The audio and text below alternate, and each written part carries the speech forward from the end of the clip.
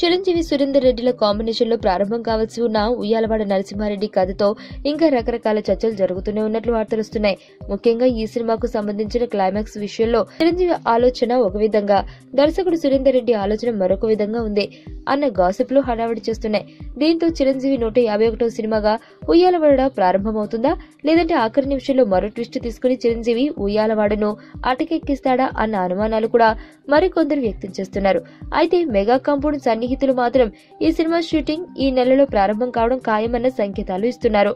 ఇదిలా ఉండగా తెలుస్తున్న సమాచారం మేరకు సంగీత దర్శకుడు ఎస్ఎస్ తమన్ ను చిరంజీవి ఉయ్యాలవాడ నరసింహారెడ్డికి సంగీత దర్శకుడిగా ఎంపిక చేసినట్లు వార్తలుస్తున్నాయి.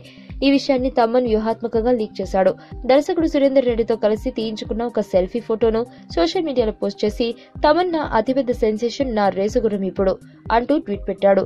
దీంతో ఉయ్యాలవాడకు తమన్ సంగీత దర్శకుడిగా ఎంపికయ్యాడు అంటూ ప్రస్తుతం ఫిలిం నగర్ లో ప్రచారం జరుగుతుంది. అయితే ఈ విషయంపై ఎటువంటి అధికారిక ప్రకటన రాలేదు. దీంతో ఉయ్యాలవాడకు తమన్ మ్యూజిక్ సిట్టింగ్స్ మొదలు పెట్టాను అని సంకేతాలు ఇస్తున్నాడా, లేదంటే మరి ఏ షాకింగ్ న్యూస్ అయినా ఉందా అంటూ చర్చలు జరుగుతున్నాయి.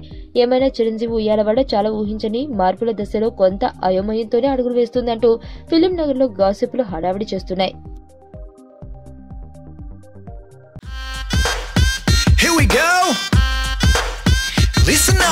ఇంటి ముంగటున్నది పానీపూరి, రోజు 2 ప్లేట్లు బుక్క నేను ఖాళీ దూరి, ఆడు చనా ప్యాసు తెచ్చి సొంటి పానీలోన ముంచి వెట్టె తిన్నాక అడుగుతా ఖాళీ పూరి. అరే అన్నా, నిన్న నేను సందులోన తిన్నా.